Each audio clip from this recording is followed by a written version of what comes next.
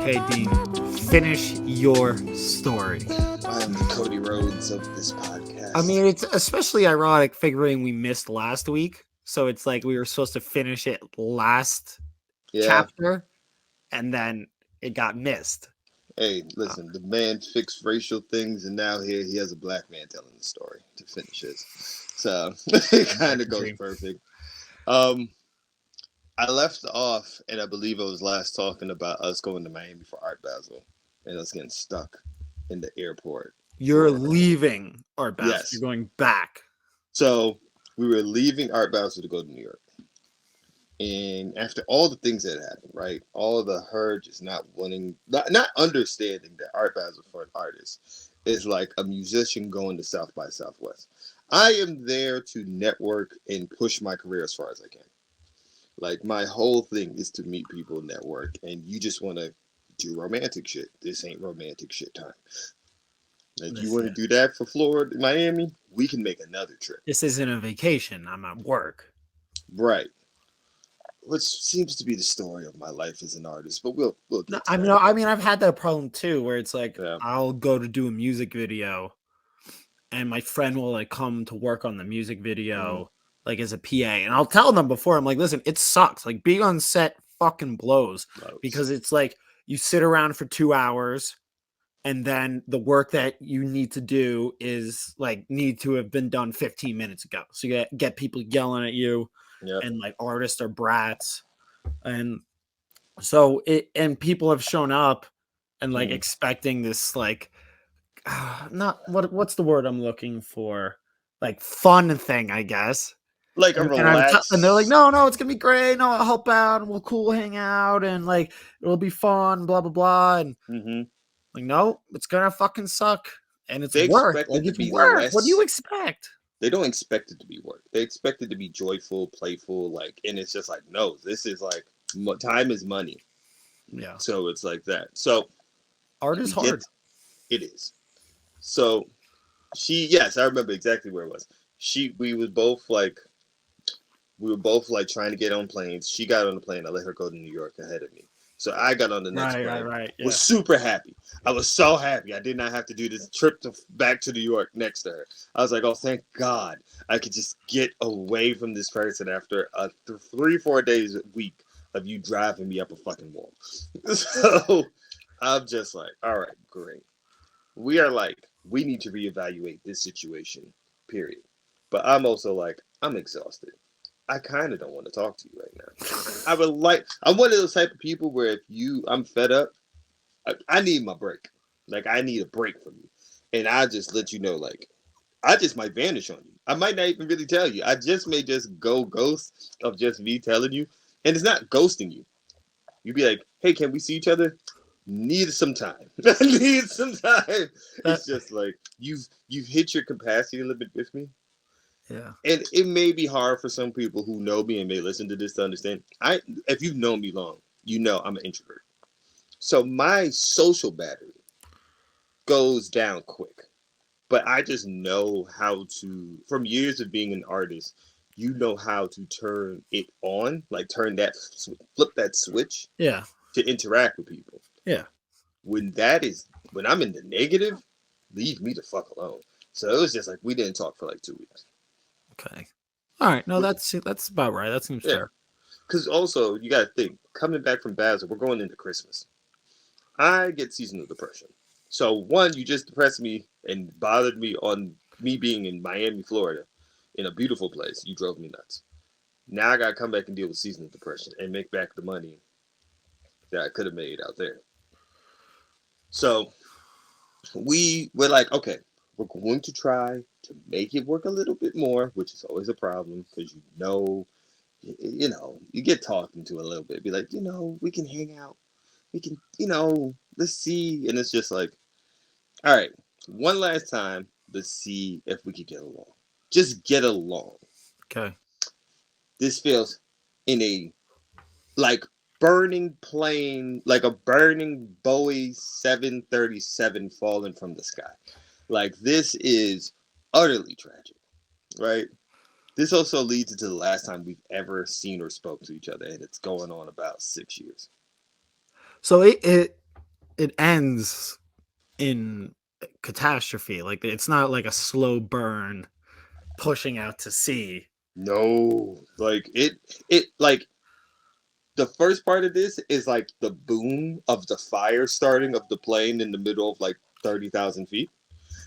And then the last part of it is it hurling down into the ocean. It's hurling down into the ocean.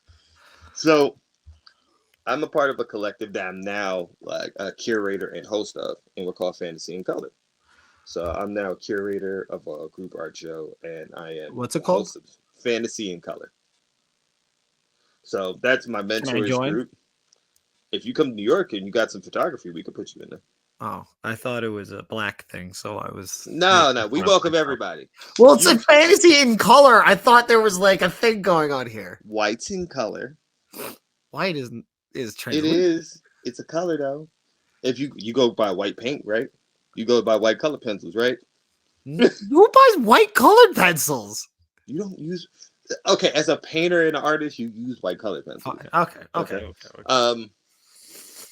But and also I have someone who I would almost call like your Bizarro. His name is Adam. He's like the sweetest guy. Like he drew like a picture of his bunny that he had and everything like that. But he's like you, glasses, long hair. If you, it was like Clockwork Orange. It's like Clockwork. That's fine. So I'm a part of this collective, Fantasy in Color. I've been a part of them for like almost 10 years now. I got her into art shows because she did photography, and she was like, I don't know where I can showcase my photography.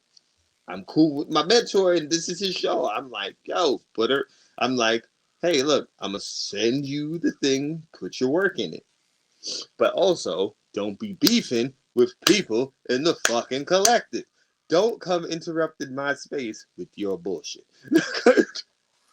So she's been beefing with the girl that I told you that's my friend that they both took photos of the moon, and she was like, oh, she copied my photo. And I'm Because like, you're the first person to take a picture of the moon. Earth's been around forever. God forbid. God fucking forbid. Let me know if she takes a picture of a spider web. Like then we're really into fresh Vanguard territory. She might sue Marvel.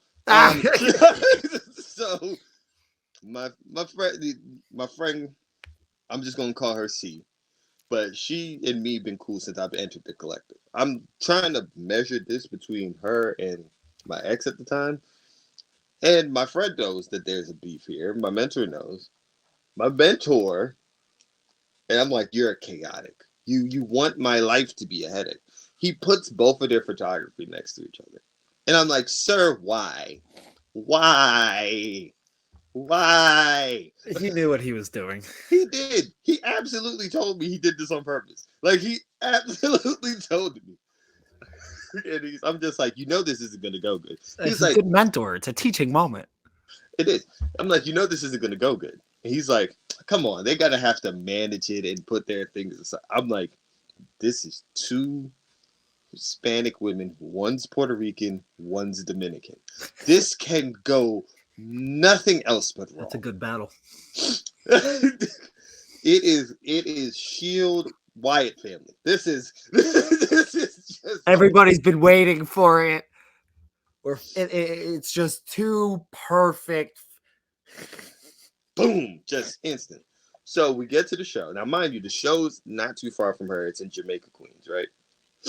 And she notices instantly that the photography are next to each other. She comes up to me. What the fuck is this about? Because she knows that's my mentor. She knows that we talk all the time. And I'm just like, what the fuck you want me to do about it? Do I hang the artwork? No, I don't. What you want me to do about it? So her mom comes. Now, to preference this, me and her mom does not have a good relationship from the miscarriage thing. One, this is going to get into a field where you might not be comfortable here, Jack, so just hang with me. Her mom is a black Puerto Rican woman who very much denounces their black side. So they actually hate their black side. So, after she met me and she liked me, but then her daughter had the miscarriage and I was in Miami for Art Basel. Her mom was also the person like, why didn't he come back instantly? And so a lot of racial slurs about me was thrown out during this time. Me and the mom had also had a transgression where my ex invited me out for her birthday. For her birthday, she was like, "Hey, can you come?" This is like 2-3 months. This is like no, our birthdays are 6, 8 days apart. Me and her, but this is like a few months after the miscarriage and the breakup, and it's like, all right, sure, we're both single, why not? And we're at this lounge in the city. Her mom comes. She didn't tell me her mom was coming to the birthday get together. And her mom stepped on my foot with her heel, like on purpose, and like dug it in, like when somebody like rub, like try Twisted like the heel. yes, and I did not react. Like I just looked at her straight in her face, like as you. I didn't react, and I could see that the mom was frustrated. Like I didn't even react that my foot got stepped on. But the mom liked me because when there was an issue with like the lounge, and they was beefing with my ex, I stepped in. I was like, "You're not gonna talk to her like that. What's the problem? You could talk to me." And the mom was like, "Okay, I could kind of respect them." But me and the mom, I just looked at the mom. He's like, "You're a bitch," and I just don't like it. I just don't like it. So the mom knows about the beef between my ex and my friend. So the mom sees the photography, but then start talking shit in Spanish. But my friend is right there. She's Spanish too, so then they're just kind of going at it in the middle of the show. What's with Dominicans and Puerto Ricans? I don't know. I'm black, Jack. What the fuck am I supposed to know? How has nobody remedied this? Listen, we have someone who's an avid listener who's Puerto Rican. When you get to the comment section of this episode, you can explain it for me. So my ex then comes to me, and she's going off on me. Now, mind you, this is her day. This is the time we're trying to get along. So now you're at the show. I've helped got you in. Now I don't want to take credit for nothing, but I do know the person that curates the show. When you was like, "Oh, I want to get back into my photography," helped you get your camera. Like I've helped you with everything. I don't know if you ever remember Switz Beats had this thing called the Dean Collection. Yeah. I got her in. I helped get her into the photography show. Yeah, you mentioned that. Right. And also got her to go speak up to him. Like she was like, "Oh shit, there he goes. He's talking to the people." And I just pushed her slightly, like, "Go speak to him." Go speak. Did all that. So now she is talking to me wild. She's like, "Nigga, I don't know what the fuck you think this is. You think da." So she's yelling at me. And I'm like, "Don't call me that. Do not call me that." Because one, I already heard how your mom has talked about me as a black man. And now you speaking like your mom. And she's like, "If I want to call you that, I'm going to call you that, you dumb." And she said it. And I snapped. So she wasn't like doing it in like the friendly. No. We're on the same. It was the anger is in the tone and everything. Hard R? No. Just the hood way, basically. Okay. But I snapped.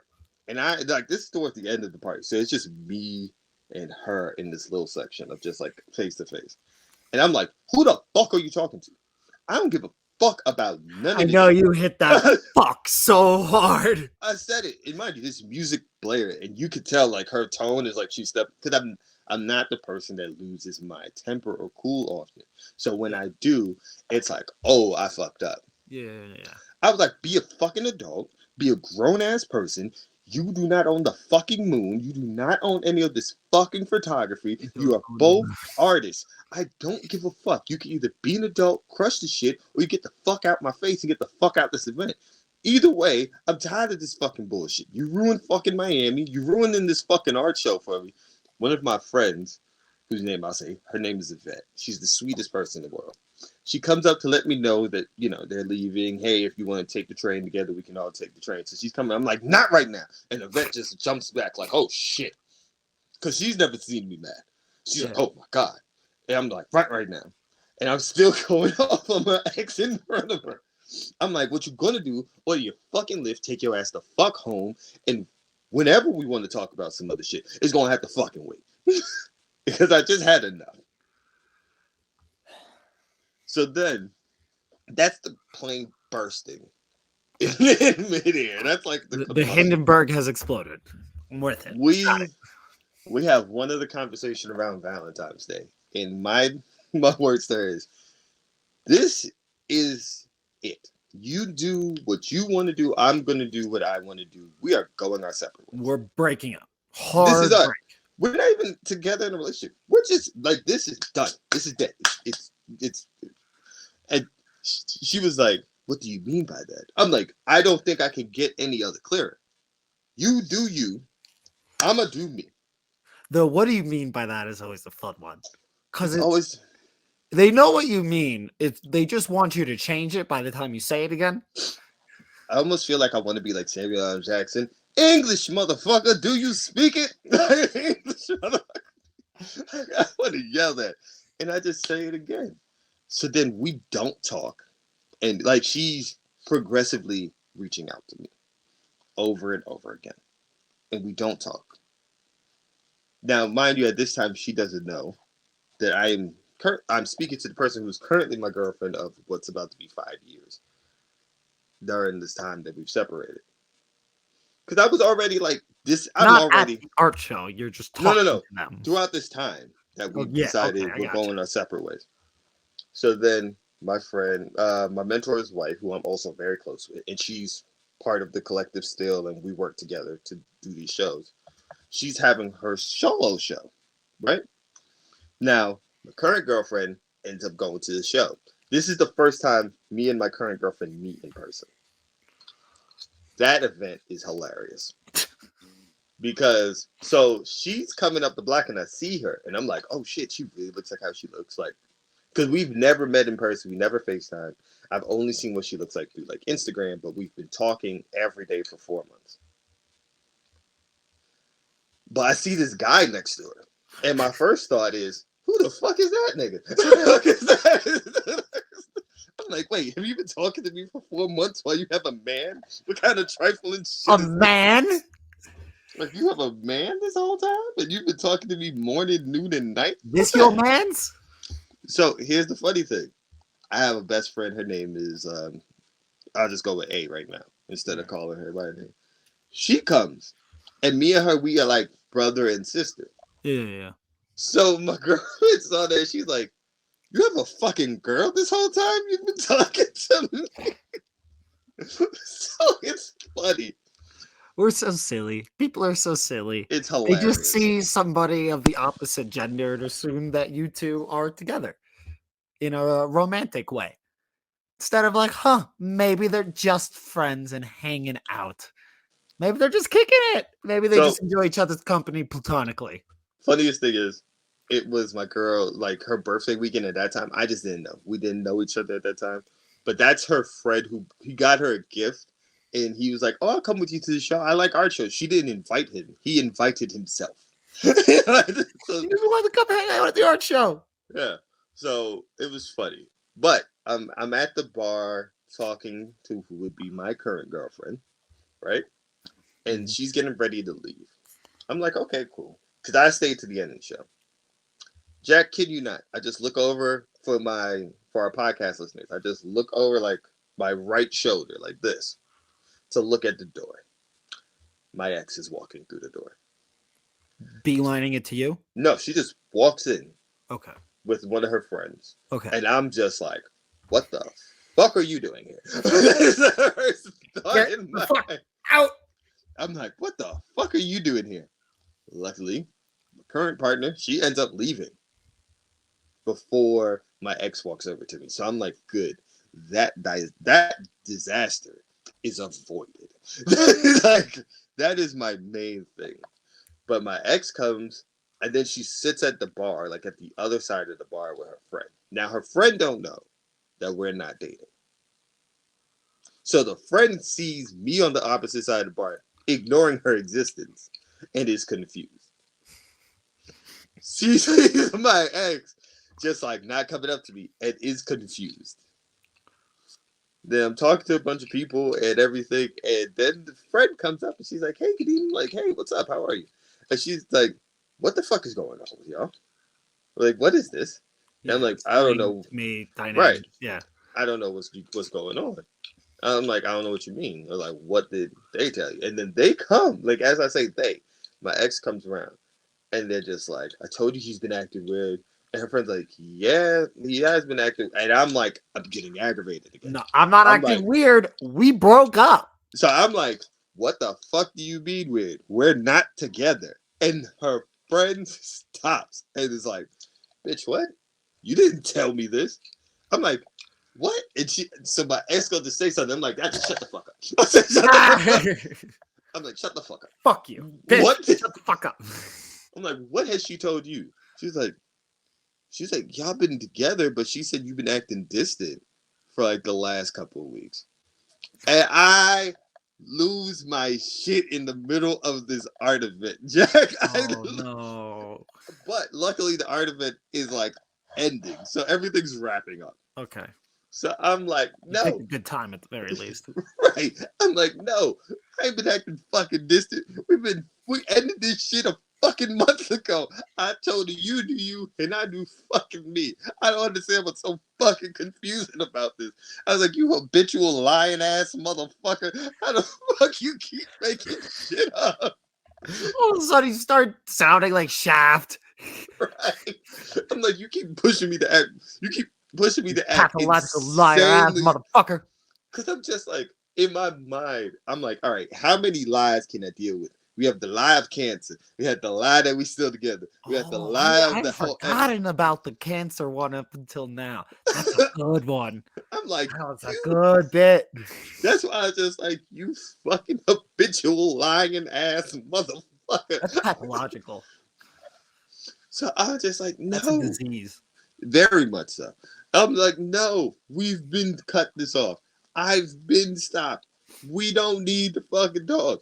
If any conversation is had, it's out of me being a decent human being and not telling her to go fuck herself. That is the only reason. And the friend just looked at her and was just like, I can't believe you lied to me like this. You got me looking at him crazy. But it's just like, but it didn't really have to be like this. And I'm just like, bitch. I was just like, oh, get the fuck away from me. And that is the last time we've seen each other. Welcome to Wrestling with Romance. Yes. We did it. That was an excellent trilogy. It was. I have other stories. Yeah, we're gonna have to start getting more Deem stories in here. Yeah, Kadeem stories are a different beast. They're a different beast. I am one of your co-hosts, Life of Deem, and I'm joined by my awesome co-host. Jack Simon, we back. Sorry we missed last week. It was scheduling. It was a schedule conflict. It was. Yeah. We've had It just didn't work. No. So don't think we're gonna move this to every other week. Nah, we just had a schedule conflict last week. But yeah. How you feeling today, Jack? I feel great. I really enjoyed WrestleMania. You know what? I enjoyed night 2 a lot more than I enjoyed night 1. See that I was curious. I was gonna ask you, which one you enjoyed. I mean, them just moving it to 2 nights was so brilliant on so many different levels. Yeah, like one of just, of course, it's way too long, and take that from somebody who was at the longest WrestleMania, the longest wrestling show ever, in MetLife Stadium, and 2 because you can get like double night builds, and you can get your biggest stars in front of your biggest crowds twice. Also, it gives you a lot of breathing space. Because I'll be honest, if this was all on one card, I'd fucking hate my life. Right. Like all of us. That's how you loathe a show that was actually good, because you're seeing 3 shows. If it's 7 hours, like what you're really doing is watching 3 shows, but then it all becomes one homogenous blob. Well, it also depends on how you take. Mania weekend is already like an exhausting weekend of wrestling, because more than likely you've been watching wrestling since Thursday nonstop, and then from Thursday, Friday, Saturday, if you watch NXT, that's from fucking morning till fucking night. I mean, I've told my grad mania story on the show before, right? Yeah, about you going to like Jersey to see the Black Craft. No. Well, that whole weekend. No, you ain't tell me the whole weekend. So If I you want mean to cut off, that I was graduating college, right? and my parents asked me, "What do you want for your graduation gift?" Yeah, you told us that part. And yeah, and I was like, "I want to go to every show of WrestleMania." Like, and they're like, "What?" They're like, "Don't you want to go to Switzerland or like backpack through Europe or some bullshit?" I'm like, You "No, know. no, no, no, no. WrestleMania is in that life stage of this year. I want to go." And they're like, "Okay, but we can do that for you, and we can do something else." I'm like, "You're still not getting it. I want I to go. want the whole I weekend. want the whole weekend." And I explained to them how indie Mhm. shows come. I went to 14 shows in like Right 4 days. I was leaving shows to to go get to to other other shows. shows. Yeah, Um, and when you cap it off with like a 7-hour WrestleMania, and like by then it's already a lot of graps. Like yeah. by then your mind is like gone to You mush, you're kind of grabbed out. and you want to enjoy WrestleMania. Like Yeah, this is supposed to be like the pinnacle, and it should feel like the pinnacle, but it's hard to peak when you've like gotten so much. right. And not to lie, I think this WrestleMania does benefit without Vince, like this being the real first Vince McMahon WrestleMania. It feels different. Yeah. So it's like it felt different. And then that WrestleMania was just the pacing's weird. It's too fucking long at 35. Like it was like this one felt different, but I'm not gonna lie, for me, night one, I don't want to say it's a little it kind of was a letdown for me because I felt like it had a better card, but it just didn't like some of the things I felt I was left wanting more.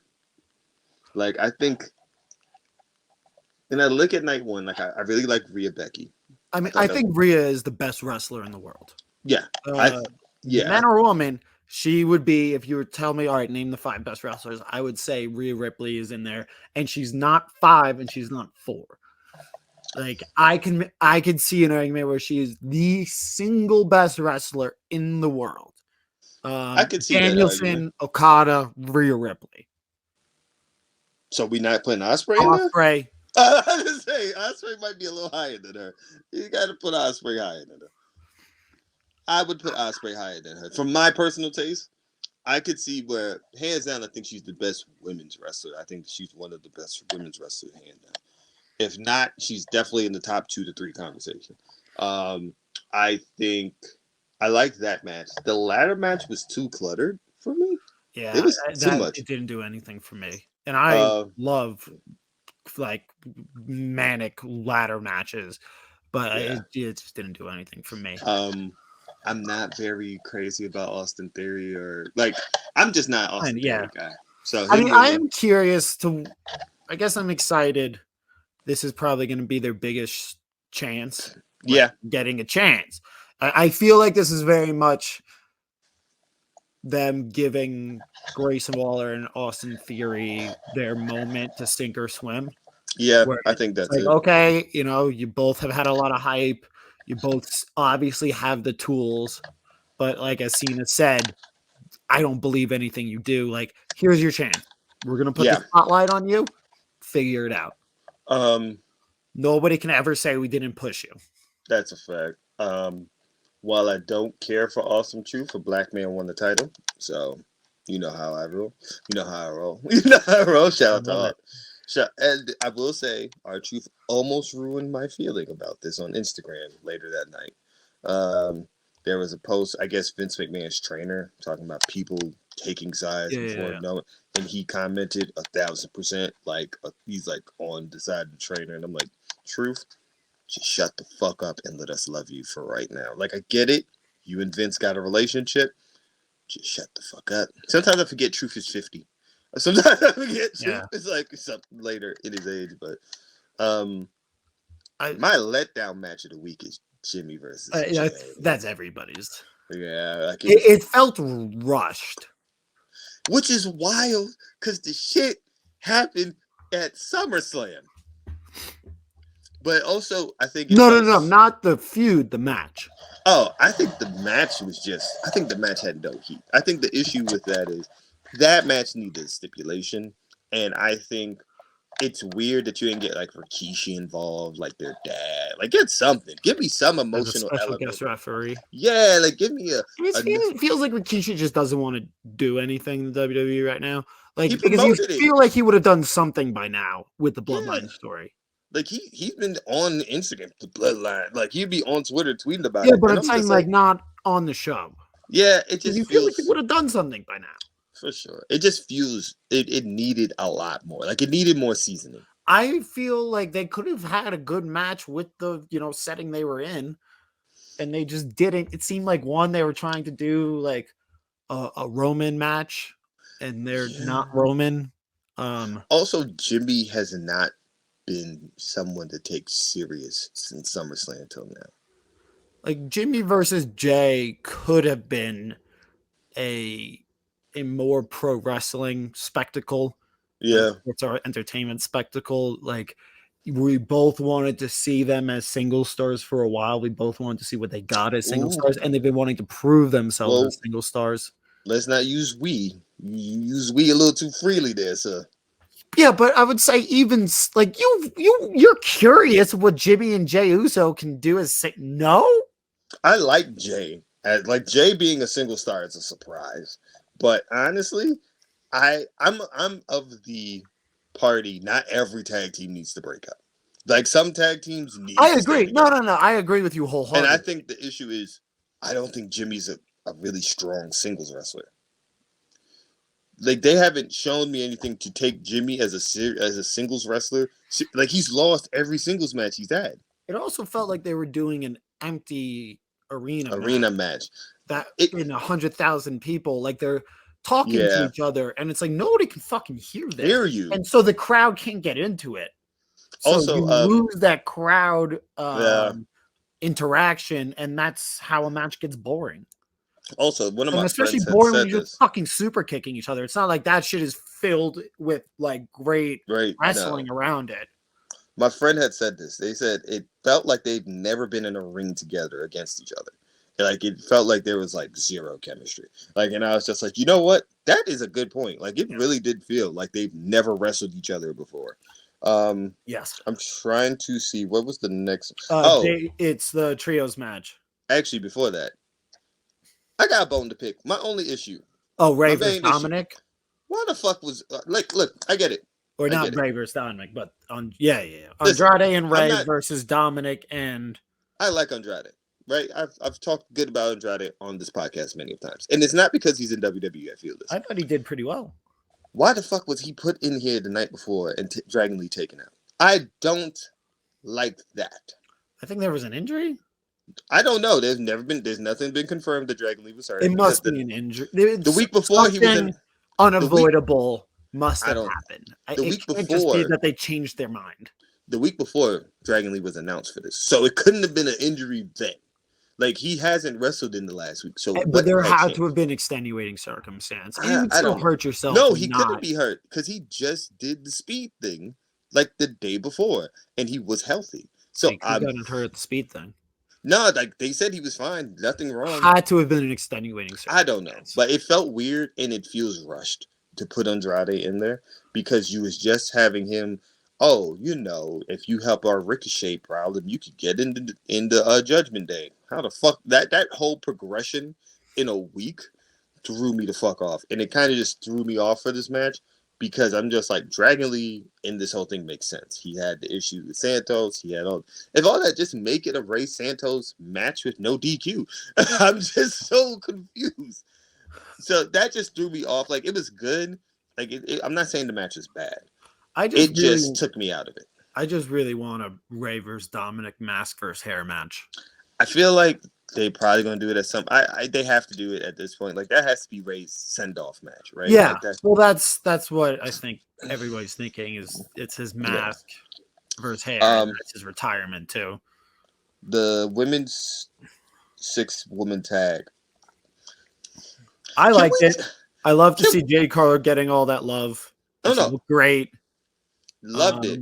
My issue is, Can we just get rid of the women's tag team titles? Like, we ain't defended in like 2 to 3 manias now.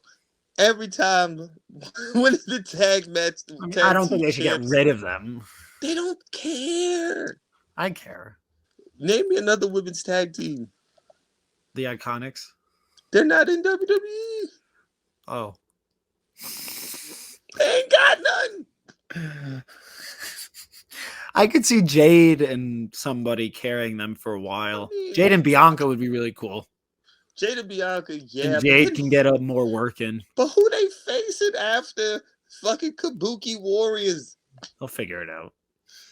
It's just, and also I wish that wasn't the shortest match on the card.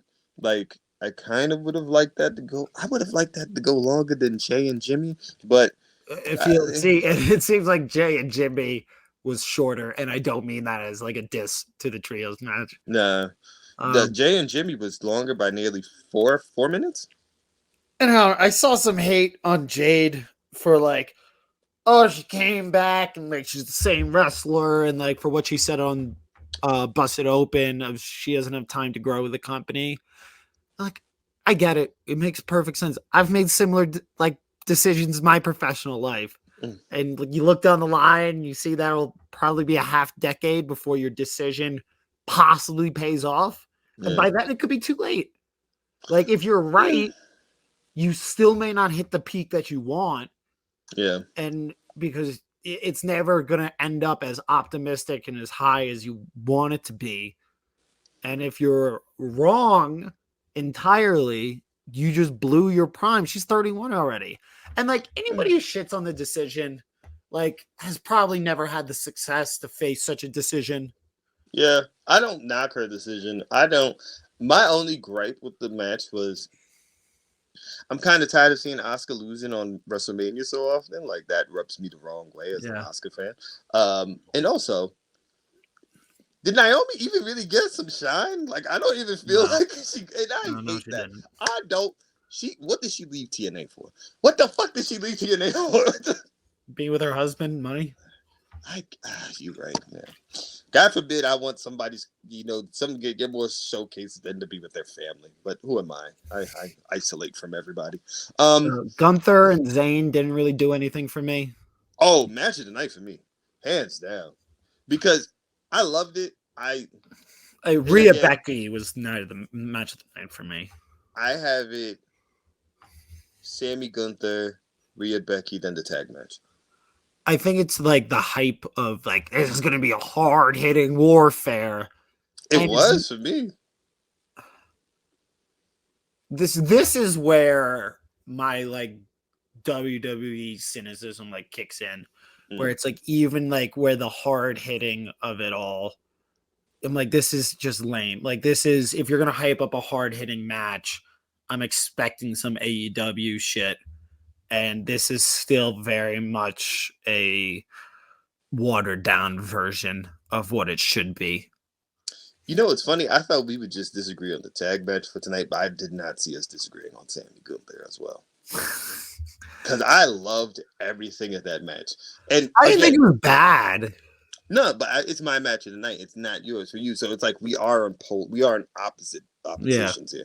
But for me, also, it could be my little indie dream heart that like fluttered when Sammy hit the top rope. Yeah, I thought that was super cool.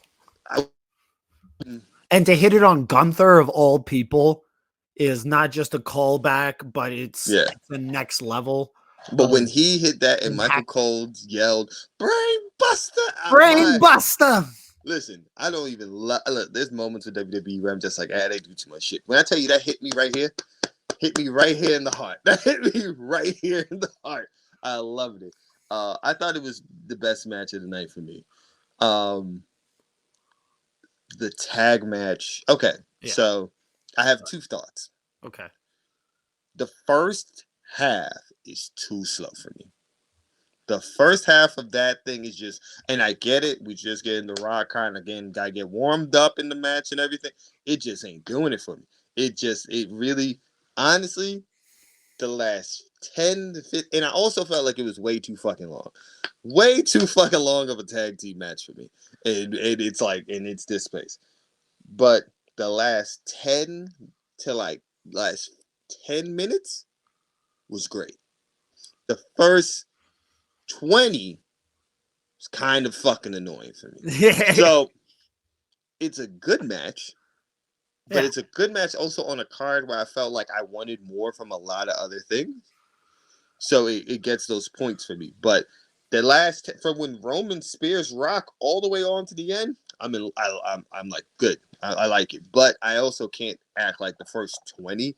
Like I was just like, are we really fucking doing? Also, the length of the fucking entrances drove me up a Long. fucking wall. So it's like you had 20 minutes of entrances, 20 minutes of a slower paced fucking match. I was like, yo, they're fucking killing me right now.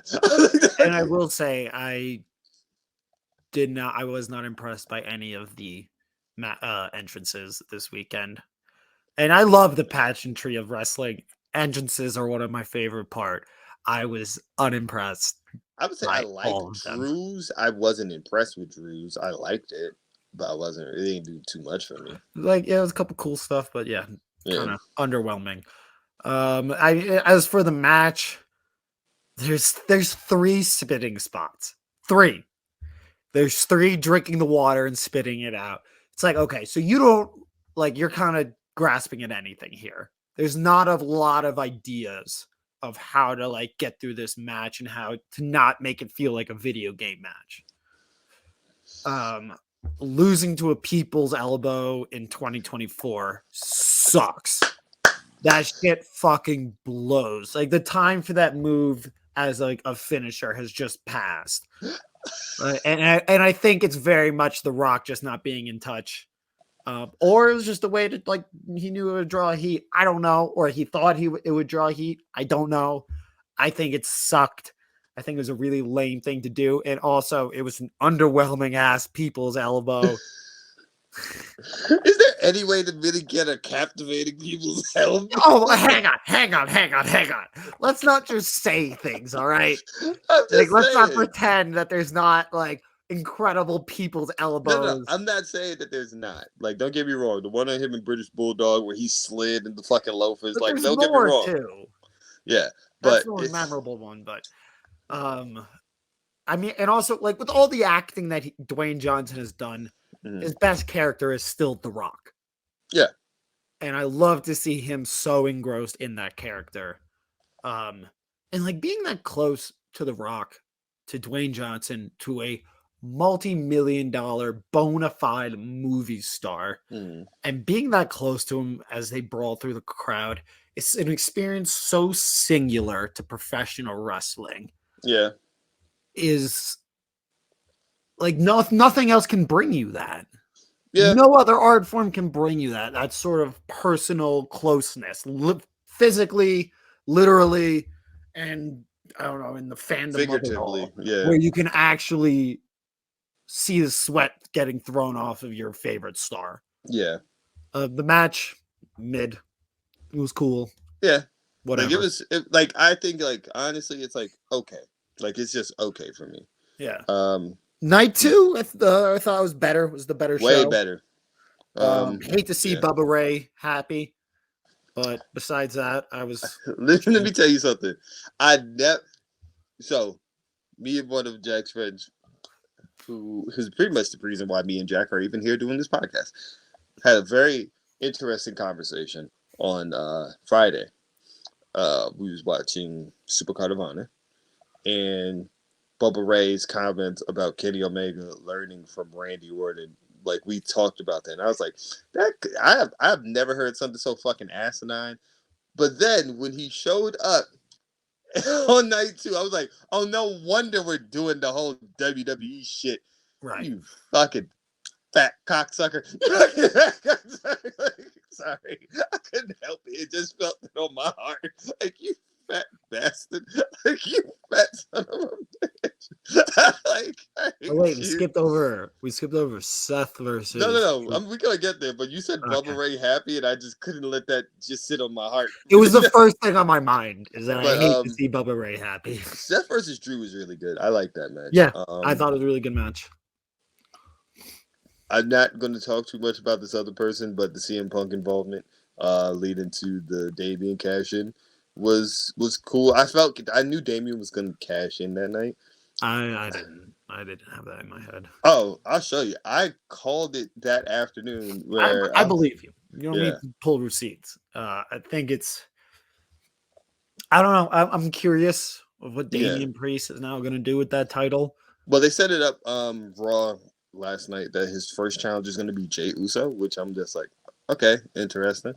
The options was Drew, Ricochet, Bronson Reed, or Jey Uso. I'm like, I thought Ricochet would win it, but hey, that's just me. I meant to watch Monday Night Raw last night, but I'll get to that. See a film for my I'll column. get to that afterwards, and I have my problems with that.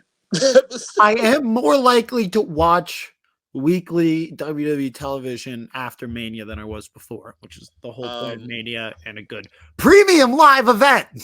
I'm not gonna lie, last night it made me want to watch less. I'm not gonna lie to you. I went and got food. I had no care. I did not give one fuck. I watched it again afterwards on the replay, but I was like, it's cool. It's a cool plunder match. It's cool. Then so WrestleMania, we had the street fight. I like the street fight. Yeah. Not much to say there. You know, kind of typical street fight. Nothing. No great spots. It's cool to see Authors of Pain back in WWE. I've always liked them as a tag team. Paul Elric getting his first like WrestleMania moment. Also very cool. Yeah, they said it on the show. You would think with the teams that he's managed before. Exactly. I mean, that's what they said on the show too. I think bad, and then AJ Styles versus LA Knight, and I'm a big LA Knight defender, but bad WWE matches are like uniquely boring. You know what's funny? It's still not nearly as bad as Jimmy J. Like, I was just like, the bar was like, is it worse than Jimmy J? And it was just like, it just got over that bar. And I was just like, all right, it's cool. Like it was, I'm just sitting there and I'm like, this is so boring. Like, cool German release spot off the top, but that's pretty much it. Then they explain what the rules are for your main event, which I'm like, to explain the rules. It's a no for your DQ main match. Event it's just a no that DQ. Has been built for like 2 years. The night of the event, like I think that's bad. I think that's bad storytelling, and I think that sucks. I'm like, it's just a no DQ match with a tribal tattoo. It's just a no DQ match with a tribal tattoo. You had the triple threat after that. You could have thrown in bloodline rules. That means no DQ, no countouts weeks ago when they first announced this match and been done with it. Yeah. Well, so they had Seth versus Solo. What was that? Monday in a bloodline rules match, and it was basically that. And I was just like, so this is just a no fucking DQ match. This is just a no. This is just a no DQ match. I was like, just say no fucking disqualifications. I don't understand why it's so goddamn hard. But it's WWE. They got branded, you know. Then you had the triple threat. Okay, take my hand. Take my hand. Why? And walk with me. No. Logan. I know Paul what you're about to. Logan Paul in the G1. No. Logan Paul in the G1. No. Logan Paul in the G1 climax. No. It would be amazing. Listen, I'm not even going to lie here. I'm never going to be able to talk about Logan Paul without some type of bias.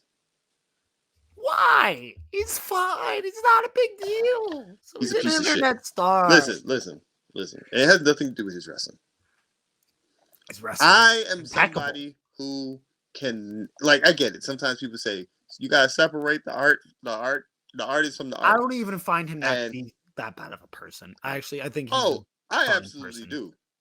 You don't go to other countries and disrespect their fucking land and then be a dickhead about it. Like, you don't go to the Japanese forest and do what you did. You don't go to Puerto Rico and then when you go to Puerto Rico, you kind of are like basically a fucking dickhead.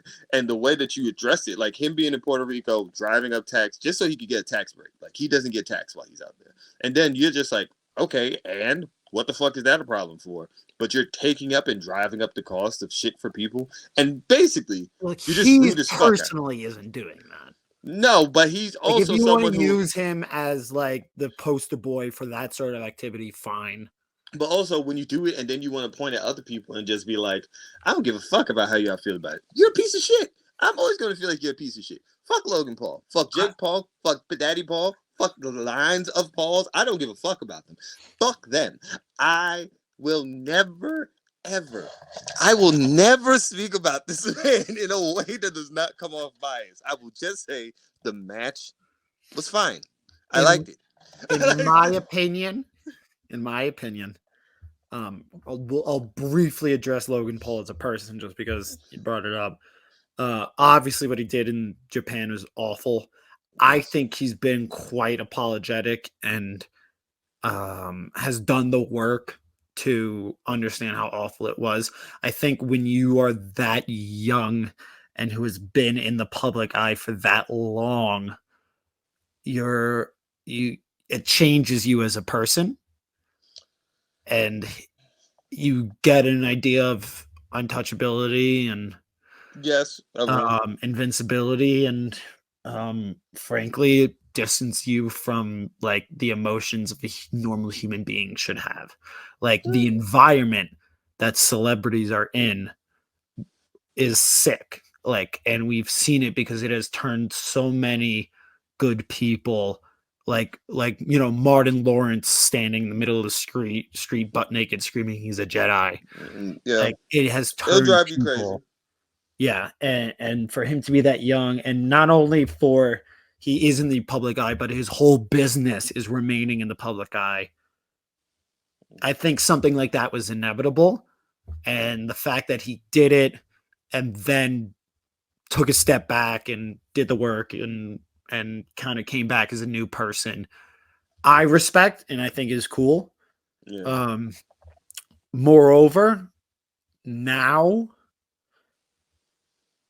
he's the Puerto Rico thing. I can see you like as a poster boy for like the white boy who's going down to Puerto Rico to avoid taxes. Yeah, I think that's shitty. And then you point at other people who are from the island that still live there and be like, well, they're trying to avoid taxes too. It's like, don't do that. Yeah, They're from the fucking island. They can live on the fucking island.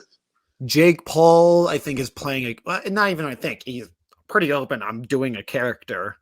He's playing heel with his fights, and as a boxing fan and as a boxer, Mm-hmm. someone who's trained in boxing for a while now, Mm-hmm. I what he's doing for the sport is really important. Like, everybody, like, listen to me for a moment. Like, take my hand, listeners. Boxing needs Jake Paul. It does. Like, he's brought a lot of attention to the sport. Ugh, It's so, like, listen, makes me I want to don't throw up. like what he's doing for the world. I think the character he does is shitty. I think purposely playing heel in anything but Yeah. pro wrestling is a shitty thing to do, and you're bringing nothing but negativity, and you're showing the kids who have like been with you and been your fans and are still your Mm-hmm. fans Yeah. that being an asshole can like bring you money. And the thing is, that works for you, but there's going to be a lot of kids who do that or try to do that, and it's not going to work for them, and they're going to Mm-hmm. have a really tough time in life. Yeah. That's Even still, understandable. what he's doing for boxing is kind of necessary right now. At least there's some attention being drawn to the sport and some money being thrown around. And I think he's a good fighter. Kid can fucking punch. But let's not spend too much time on Jake Yeah. Paul. I ain't never watched no Logan Jake Paul boxing thing. I ain't never also watched has one. great punches, and I'm a sucker for good striking offense in professional wrestling. I think the three of them, Randy Orton, Logan Paul, Kevin Owens, are a perfect like trio for a triple threat. Like, they are so great matched up against each other. My only take on this match, as a person who said ECW was the thing that got him into wrestling, Kevin Owens coming out with the ECW theme, Yeah. Tron, and gear. You know who the fuck I wanted to win. You instantly know. And I also was just like, if Sammy can hit a brainbuster, give me a package power driver in the middle of the fucking ring. and I know I went too far with my hope. So I accept that. The That's crowd all, chanting Gatorade was so fucking funny. I mean, yeah. Also, I've never drank Prime, so I can't say nothing. I never have either. A couple of the kids I know drink it, and they say it's fine, so whatever. But chanting Gatorade is just objectively hilarious. It is. And like the little slip Logan does on his buckshot, so that Orton can turn it into a power slam. Logically. That was pretty good. Brilliant. It's next level pro wrestling stuff. Logan Paul in the G1. Anyways, no. Logan Paul in the G1. I never want to see that motherfucker in anything I enjoy. All right, I'm cool with him in WWE. Because look, I'm not super invested in WWE. Like, I get it. It's become a regular thing to me where I just put it on and I go upon my evenings. But if I swear to fucking God, if I have to watch him in Corrigan Hall, I will scream. I will screech. I will cut my dreads and I will protest. I will lose my goddamn mind if I have to see him in the G1. Just cut Logan Paul to G1. You cut to Alex Coughlin in his home just screaming. I will be so pissed. Only time I'll take him into G1 is if I get to hear Gabe Kidd on a fucking microphone dress him down as he walks to the fucking ring and say, "Am I a little dickhead? Am I a little dickhead? What the fuck is this dude doing?" That's all I want. Great O'Con versus Logan Paul. I will blow my brains out. Anyway.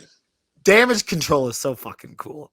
Sky is so fucking cool. Io and Bailey was pretty good too. I honestly, the women's singles matches delivered for the women's matches delivered for Mania. I'm happy for Bailey. I'm very happy for Bailey. Got her moment. Got her moment. She deserved it. Really good match. Really, really good match.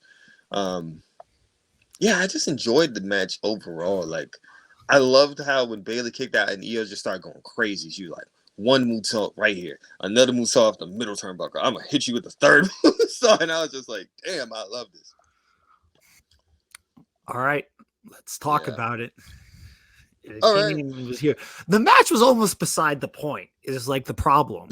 Yeah, it got hilariously overbooked to the point where it's like the match, which I wanted. Like I wanted that. I wanted something ludicrously overbooked. But I'm saying like the match was almost beside the point where like it didn't even have to be good. It just had to have the right outcome. But I will say this, right? And this is me who sometimes, again, me and Jack are two different fans of wrestling. Like I think we just this yesterday in our lovely group chat where I wrote my lovely soliloquy on my aspects of everything. I've been a disinterested WWE fan for probably like I can't even tell you. But I will say this. I think Roman and Cody might have some of the best main event chemistry I may have seen from two people in the main event consistently. I mean, Cody's style fits WWE perfect. It is WWE. It's not a knock. Yeah. It's a WWE style match. He always has WWE style stuff. Like, that was just always him. So, him with Roman, the babyface versus that, it just worked. Like, even if we didn't do the overbooking, I still think it would have been a great match. I thought it was cool that they showed the Young Bucks and Omega photos and acknowledged it, and the revolution and how wrestling has changed. I thought that was really cool. We're being real. No matter how many shots these companies take at each other, you don't get that Mania and that main event moment if there's no AEW. Yes, like step up the game. Yeah, but not just that. Like, there's no investment in Cody if you don't have a place where he could create. There's none of that. That's complete. There's no investment in like a Jade. There's no wanting really of a CM fucking Punk. There's a lot of shit that happens in WWE where it's like you had to change. The in-ring style had to change. Everything of like investment had to change, and you needed that. And you can't say that would have happened without a AEW. Did you think Mox was going to pull up when the Shield hit? Come on. I thought for a moment. Brother, he was in Japan on not rationally, but like there was some. I thought maybe, like, listen, which I guess is the whole point of pro wrestling. If anybody has watched, did you watch the Mox documentary like on his way out? No. Okay, and this is the WWE shot thing. He was tired of doing Shield reunions. because they had did like 2 to 3 of them on his way Right. out. So he was like, he's not doing this again to come back. You think he's I gonna didn't think he was coming back. or Like to it's even make a not. cameo? I couldn't see him making a cameo. Like No. I just For a no, moment. For a moment. not me. Maybe you, not me, sir. Listen, I'm just saying I threw all rationale and logic out the You window. you're getting a little too comfortable with Triple H being the person in And charge that of shit. well, I just thought like Nick Khan pulled up to Tony Khan's house, like, and just like unloaded the money truck and said, "Here, Listen, the leave me last man. alone. Give me bucks for a night. Here's 5." Like the end of what's it called? War Dogs. Here's $250,000. No more questions. Listen, their last name might be Cons, but we're a little too comfortable with thinking that can even happen. They probably despise one another. Okay, first of all, Rossi being in the NXT crowd next to Regal already made me realize they will never have a fucking working relationship. They will never. Okay? Julia getting the old, just quick on NXT, Julia getting the old NXT star treatment where they like cut to the crowd and show I'm them. so happy they did it like that. Like I was like, me too. good. I missed that. Yeah. But yeah, overall, Roman's first spear in the match was the most athletic shit I've ever seen. He mistimed his jump, and so he managed to stall himself in the air before hitting it. he Like, has it's crazy when you watch there are it. moments where he has some good fucking spears. Like, don't get me wrong. I think Roman's the greatest in the ring? No, but he has his moments where it's like when you see him in certain spaces where you're like, God damn. And his timing of kickouts is always really fucking good. Overall, I thought it was cool. I love the cameos, as I told you. The Avengers Assemble. I told you they were going to have an Avengers Assemble moment. I gasped when John's music hit. I knew it. I legit had I had it. The only thing that was different for me is I didn't have Undertaker as much as I had Stone Cold. Yeah. I think, and I'm surprised that Austin didn't want to do it. I think maybe they didn't want him to do it because it would have sucked too much away from the main event. They hinted at it that they Right. wanted it to be Stone Cold, but I don't know. Austin's very comfortable with what he's done. Like he's someone who's just like, I don't need to come back and do this stuff. I mean, Taker doing it to me was he's the protector of the WWE and he's the protector of WrestleMania. He's always been the locker room, judge and court leader. So it's this idea of I am protecting the WWE, and I realize now that what the bloodline has done is unfair, and I need to even the odds and make sure that this match goes through smoothly. I will say the way I took it was Roman's one of the people that beat him at Mania. Brock is another. Paul Heyman. Yeah. And I was like, okay, that's cool. That's a cool way to make some type of thing. I won't lie here again. Certain things I can't appreciate. Roman hitting Seth with the chair instead of Cody, going back to the Shield breakup nearly 10 years ago, and hitting him the same way that Seth hit him, and that being his kind of like fuck up moment is like, I didn't take advantage of Cody, and that cost him, was cool. Yeah. Like your inability to work through your trauma, which really don't fucking matter, is what cost you in the match. The foundation of Roman's current character goes back to that betrayal. Yeah. And him doing that, and what happens next with that, and especially with Seth saying, like, I'm going to be your shield to Cody a few weeks ago. It tied a lot of things together in a really neat, cool way. I'm going to be your shield, and I'm the person who created this monster. Like, that kind of nicely wrapped it up. Honestly, night 2, if I had to grade Mania as a whole, I'd probably give it like an 80%, like 80, about 80, 85, maybe. I would go. Kind of just dragged it down a little bit for me. I mean, night one. My fault. Yeah, I just think. Listen, you got to pay me to be critical about you got to pay me to be critical about art, because it's my job. I just think, how can you not be romantic? It's paid with love. Here Yeah. it's paid with love. How can you not be romantic about professional wrestling? How can you not feel emotion seeing everybody in the ring? Brandy, his wife, being the first one in there after Cody wins. Randy, who has been there since Cody was a rookie. Mama Rhodes holding the title. I will say one thing. When I saw Brandy come out, I said, "Oh, he's fucking winning tonight." I was like, they ain't bringing Brandy out for him to lose with his wife coming to him to the ring. John, who has been around for so many eras now, like seeing another one go forth. All the kids and the wrestlers in the ring hitting the whoa. Yeah. And Michael Cole crying and telling him, "You really did it, kid." Not Like, I gonna lie. think, It was a sweet moment. It was a yeah, I think if beautiful you're moment. hating on that moment, Yeah. not WrestleMania, not night 1, not night 2, not any Yeah. other match, not even that match, but if you're hating on that moment afterwards, you're being tribalist, you're being Yeah. deeply cynical, and you're probably a little bit jealous that AEW didn't get this moment with Cody. Because For it those was people, supposed to, and I even had a flare of that where even being romantic about it and emotional about it, and I didn't quite like tear up the way I did when Hangman won the title, but no, it didn't hit the I same. still felt all the feelings. And one of the feelings I got with like emotional mind flaring up was like, I'm jealous that we didn't get this moment in AEW because he was supposed to be our guy. And he was supposed to be like when AEW started, we envisioned a moment where AEW in front of 80,000 people, Cody Rhodes wins the world title and everybody's in the ring and it feels like a revolution and it feels like a new era beginning. And you're just so excited and curious of what's going to happen next with a new company. So I felt that a little bit of jealousy.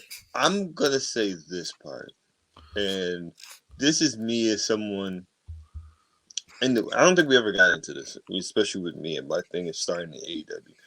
Like, don't get me wrong, I've always loved what the Bucks, Kenny, and them, the Elite, was doing. I didn't watch AEW weekly up until probably I want to say going into Revolution. That's when I got in, like on a weekly basis. I personally, in AEW, never felt that way about Cody. Like, he just didn't for me. At the But beginning, I'm saying though, no. when it That's what I'm first saying. started. No, even then, like I Interesting. Okay. never, for me, and I get it why people love Cody like that. He definitely felt like the flag bearing weight, guy for them. To me, just didn't. For me in AEW, and I didn't really care if he won or didn't win the title. For me personally, so it was like I do get the thought process. You know what I'm saying? Like I get why people feel that way. I get why people see it that way, and I do think the Cody moment. It always it's funny. Like I watched Mike Santana's interview with Chris Van Vliet, and he said even from day one he knew Cody was coming back. Interesting. He said there's two people from day one, even as we started. I knew they were going back to WWE. He didn't say the other one, right? No, he said the other one's still in AEW. I think it's Jericho because he said from day one, and he said I think going it's back. Omega. Going back. Oh, okay. And there's not a lot of guys who like when AEW started, there wasn't a lot of guys who. That's why I say I think it's Jericho. Yeah, it has to be. Because I don't think Mox is going back. I think Mox loves his freedom. Yeah, like what he gets 100%. to do. So, but my thing to me is, again, it could be me, and it sounds like it makes me sound like so prophetic. But I always saw Cody going back. No, I think that's fair.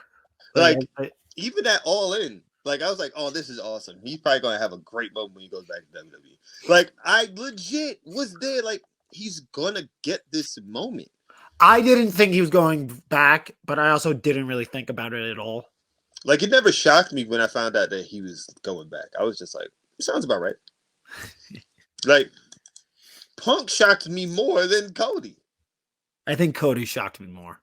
Because my thing was just so much toxicity had been shared. Well, the things leading up to Punk, Don't get me wrong. Him getting fired is different. CM Punk is fueled by spite, and there was nothing more spiteful than going to WWE after We might actually have tenure to. gets fucked. We might have to have an episode where I talk about me retiring my CM Punk fandom after the last 2 weeks. I did think it was odd to see Punk in the ring with Cody after he won the title. I thought that was peculiar. For people who listen to the podcast, you might have not noticed, but if you watch it, my eye twitched like I almost caught a seizure there. Because let me tell you, I almost had a brain aneurysm this weekend looking at that man. But no, overall, I'm happy for Cody. I think it's a beautiful moment. I don't have a gripe with Mania at all. My gripe was with the Raw after. And I'm just going to say this part, we're not going to get into a full review because I want us to get to our discussion. Yeah, and I didn't watch. The first 45 minutes was just it was just a promo that went from Triple H to Cody to The Rock and Cody. Gross. And I was just like, for 45. This is not the new era I was promised. For 45 minutes, follow up by a 4-minute match. And I was just like, get this shit off my motherfucking screen. A 4-minute match. And guess who lost in that match? It was fucking Nakamura. And I was like, this is some bullshit. Like, this is on the first hour being commercial free. So you mean to tell me we sat here for 45 minutes where it went from Triple H, and I can understand why Joel hates Triple H. Because I'm like, why does Triple H need to be out here before Cody? Why does he need to be out here? Yeah. So then they do this whole video package for Cody where I'm like, is he terminally ill? Why the fuck is they playing this sad ass? And I'll rise to the gates. Like, I'm like, why is they playing this? Then it goes from him to The Rock to then him and The Rock not even talking for 5 to 10 minutes, just showing their belts to the crowd and getting the crowd to cheer and boo. And I'm just like, for the love of God, somebody do a arm drag, do something, a back rake. Listen, in the end, WWE is still good in WWE. Yeah, like there was like, I don't even think there was a full hour of wrestling. There was the 4-minute match of Ilya versus Nakamura, which was great. Ilya Dragunov got a hell of a reception and a hell of an entrance. Loved it. Jade had a 1-minute match. You gotta let this go, dude. Like, no, I can't. I can't. Be Monday Night Listen, Raw. Now they're saying we are professional wrestling. Give me professional fucking This wrestling. Is their version of professional wrestling. And right? You gotta let this go, dude. No. Let's get to our list. That's my only gripe. All right. That's my only gripe on the full weekend. Also, Tony D'Angelo don't need to be in singles matches. I don't find his matches interesting. Got it. That's it. Yes. So we got our best and worst WrestleMania matches ever. Top 5, bottom 5 for WrestleMania matches. You go first because I just went on a long diatribe. Let's do. Well, I want to do worst first, and then we'll end with our best. Like, I'll do my worst, you do your worst. Okay. Cool. I excluded squash matches. Okay. So there's no Daniel Bryan and Sheamus, and there's no Rey Mysterio versus Samoa Joe. I also excluded WrestleMania 36 because the whole list could just be WrestleMania 36 matches when they were figuring out how to do like no crowds and the Thunderdome wasn't around yet. And they were just like anybody who was there was getting a WrestleMania match. Yeah. Quick question. And I feel bad for saying this. Is it fair to just say WrestleMania 36 is just not that it's a bad mania, but it's just unwatchable. Like you can't go back to that time. Yeah. No, 100%. 100%. Like it would have been Goldberg versus Braun Strowman was the one I had on my mind for clarity. But worst in no particular order except for the very worst, and we'll get to that. WrestleMania 35, Triple H versus Batista. Oh my God. Let me, as someone who was in the crowd, it was I didn't know 100,000 people could be so quiet. Just dragging. You're just begging for it to end, and it's like 36 minutes. That was a bad match. So awful. WrestleMania 26 with Bret Hart versus Vince McMahon. Should have never happened. That was bad. It was awkward. It was uncomfortable. Yeah. You were praying Bret Hart didn't get hurt. It just sucked. It just was. WrestleMania 25, Women's Battle Royal won by Santina Marella. Yeah, that That's was that. I don't think we even need to touch on that. Go to the next one. Go to the next one. WrestleMania 9, The Undertaker versus Giant Gonzalez. And I Yeah. love big men doing big men things. I love The Undertaker. There's a couple Giant Gonzalez WCW matches I actually enjoy. This is not a match I enjoy. It's 12 minutes No. of robotic Misery. movements. And Yeah. it's a catastrophe of professional wrestling. But this is not the next one. Is not just the worst WrestleMania match. This is the worst match I've ever watched. Ooh. Nia Jax versus Alexa Bliss at WrestleMania 34 is the Wow. single worst match I have ever seen. And I've watched student matches. Like I used to go to like school shows when I lived in New York. That one is the single worst match I have ever watched. And I like Alexa Bliss. I don't like Nia Jax. But I like Alexa Bliss. I think she deserves more credit for her career. I'll But give you this, that. like Nia Jax fighting from underneath against Alexa Bliss, who is a third of her weight, is the silliest fucking thing I have. It was so deeply insulting on so many levels. That was a really bad match. I forget Negative about it 5 stars. sometimes. Oh man, that was a bad one. Like, I'll be honest with you, it became kind of hard to pick them because there's a lot. Like, hate to tell you this, after 40, you got a pretty high list of some bad matches. Right. There's just so many WrestleMania matches. That where it's just like, oof, these are some stinkers. So I don't have any particular order. But number one, well, actually, my number one is the worst match. I think it's just solidified. We have one or two that are similar. I have at 5 Batista Triple H. At that match did not need to be that fucking. Hey, long. my guy. Did not need to be that fucking long. It was like, look, They're just not a good match, Batista and Triple but H. also they're in their late 40s. Like they was a They good wouldn't match. be a good match in their prime. I'll give And you now this. they're They had a bad good matchup in their They had a 40s. good Hell in a Cell match, and that's it. They had a good Hell in a Cell match, and that's it in their whole career. But at their late 40s, and Batista ain't wrestled in how many fucking years, and you want to give me 30 fucking minutes? No. I'd rather you just... On the longest WrestleMania of all time. Jesus Christ, no. And I think that was the longest match on the card. And it was just like, you have some fucking gall. My dad got visibly upset, like how bad that match was. This is where I think my dad got lost at WrestleMania, and after 7 hours, bless his heart. But he watched that match, and he's like, I think his exact words is like, "These two old guys need to go." Those were his exact words. Number 4, I got Miz versus John Cena. Yeah, it was bad. And then also the thing I think always upsets me about this match, The Rock being the person standing in the ring, like on the top rope at the end, is just like, fuck the champion, fuck the challenger. It wasn't just that the match was bad; the entire surrounding circumstances were bad. It was everything. It was a storm of shit. It was just a storm of shit. Number 3, I have Triple H versus Roman Reigns at 32. Yeah. Because the crowd turned on that fucking match so bad. Like when the crowd turns on the match, and it's the main event, and it's Look, I said this on Friday. For the main event of WrestleMania for that crowd to turn on the match, because me, like personally, and like my heart's gonna flutter every time WrestleMania comes around and I turn it on. Like it's just the spectacle of it, and to see pro wrestling in all of that glory. Like it's impossible for me to be objective about it, at least live. Like past WrestleManias I watch, I don't get that feeling, but like in the moment, I'm always gonna have adoration. Right.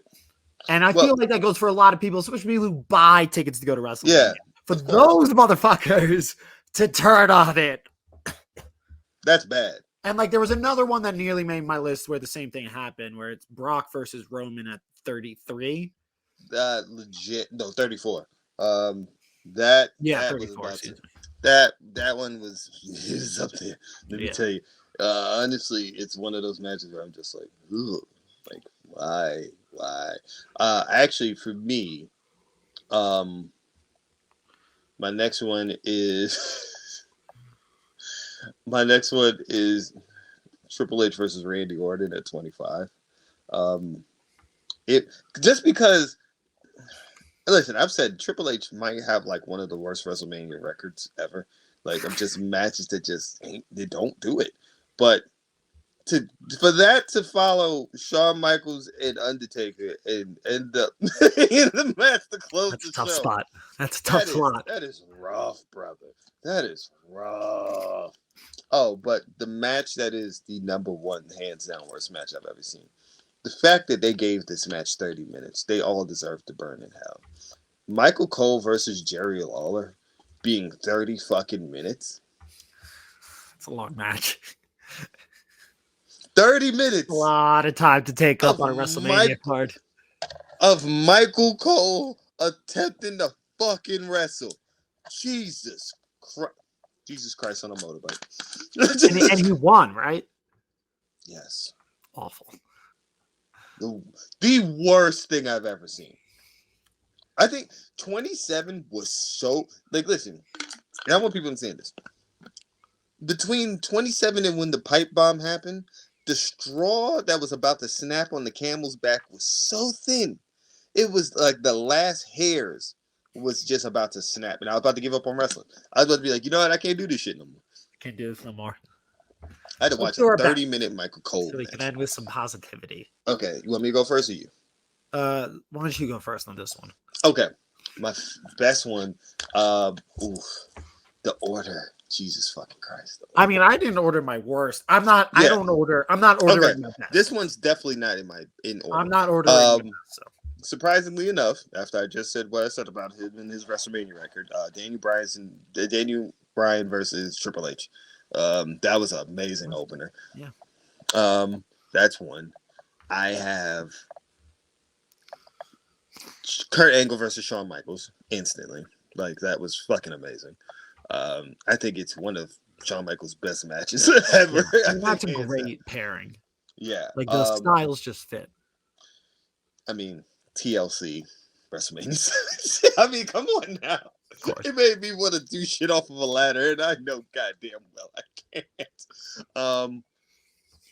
Then I would go. Oof. This one becomes these two become a little hard. So I have like 3, 4 in my mind, and I'm just like, which one am I going to pick from these? But I really love Usos versus Kevin Owens and Sami Zayn from last year. Like, that is one of my favorite matches for Mania. It also is the fact of like Kevin Owens and Sami Zayn wearing the PWG logos on their fucking tights while they're wrestling. Like, that made my wrestling heart just be like, that made my heart flutter. Like, I don't get crazy when Mania comes around. It's like, all right, it's Mania weekend. And for it to be Kevin Owens and Sami Zayn to get that WrestleMania moment, right? It's like the two indie guys who you thought were going to be indie guys forever. And then finally, my favorite, and I hate to say it because name redacted, but in the triple threat of WrestleMania 20, Benoit, Shawn Michaels, Triple H. It is one of my favorite matches. It's one of my core memories of watching that live. And I was an Eddie guy. I love Eddie. Eddie's one of my goats. And seeing him and Eddie cry and hug in the ring as like confetti falls on them. Like, I can never erase that moment, but Jesus, do I erase the human being that's attached to it. Yeah. That's an art from an artist. My best one, I want to shout out. I had it on my list, but I realized like it can't really count. I do want to shout out Firefly Funhouse match, WrestleMania 36. Yeah, that would be there. Yeah. It would be in my top 5. I just can't count it as a match. It does deserve, I guess, top 5, top 3 WrestleMania moments, segments, whatever We you could want. do moments. Yeah, it could be a moment. It could be a moment. But my matches are no particular order. WrestleMania 28, Undertaker versus Triple H. I will give Ooh, Triple H his flowers. I think yeah. that's the best Triple Undertaker H match. Yeah, Undertaker match. Undertaker match ever. Certainly WrestleMania match. That's a debate, but I like that. Okay. I do have Shawn Michaels on here. I got WrestleMania 23, John Cena versus Shawn Michaels. Mm. This one I'll admit I'm subjective and biased over because this is the first WrestleMania I ever watched. Oh, that makes total sense. Yeah. Yeah. And this was the first WrestleMania main event I ever watched. And John Cena busting through the plate glass in the Mustang. So cool. I think that was a moment where I didn't realize it, but looking back, I was like, I'm gonna love wrestling forever. The moment he goes through that plate glass is like I can even feel it in my heart right now. The same thing I had as a child of just like spark of sitting up straight. Like, Right. it's just such a beautiful, unique thing. This is going to be a controversial one. It's a polarizing match. WrestleMania 12, Bret Hart versus Shawn Michaels. I love long matches. I think this is so interesting. I also think it's something that WWE is never going to do again, which doesn't give it like the points. Like I'm not factoring that in. I just think it's something really, really interesting. And I thought it was executed really, really well. No pinfalls going into overtime. That's me. I will say I don't share my opinion on that match too often because I usually get cussed at. So I'm just gonna shut the fuck up and let's continue. It's a polarizing one. Like to me, hating it also makes sense. I don't hate it. I just feel it's overhyped. Like, see, and I don't think it's overhyped because you either love or hate that match, and well, I know like people who community's love it. pretty Like, it's evenly split. I don't think it's the greatest Iron Man match ever. That's just my thing. Is it like good? And I get the story and the drama, sure, but also, I mean, we'll get into this it's another time. We continue your list. It's second to MJF versus Danielson for greatest Iron Man match ever. When we say Iron Man, are we only counting 60 minutes? Do we count 30-minute ones? We're counting 30-minute ones. Then it's third. Angle and Lesnar. Mm-hmm. Yeah. For me. But that would be my third. Then I got WrestleMania 22, Money in the Bank, won by RVD. That was a good one. And then I have another WrestleMania 22 match, actually, Edge versus McFoley. That totally makes sense for you. Yeah. Yeah. That totally makes sense for you. Yeah. Seeing your GCW heart and your love of deathmatch wrestling, like, yeah, I could see that. You saw that and you was like, I want more. Yeah. I didn't see that until I was older. I remember seeing the highlights as a kid and seeing the flaming table and being like, I didn't know you could do that. Yeah, I could see that being your gateway. Mm-hmm. But let us know your best WrestleMania matches ever. Let us know your worst WrestleMania matches. I'm always curious. Absolutely. Share it with us. Let us know. But beyond that, make sure you follow us on Instagram, Wrestling with Wromance. That's all one word. You can follow me everywhere at Life of Dean. Jack Doc Simon on all the social medias, jacksimonmakes.com. If you want to check me out, check out my art. Yes. Show love and support to the artist, goddammit. All right. On that note, we're out. Deuces.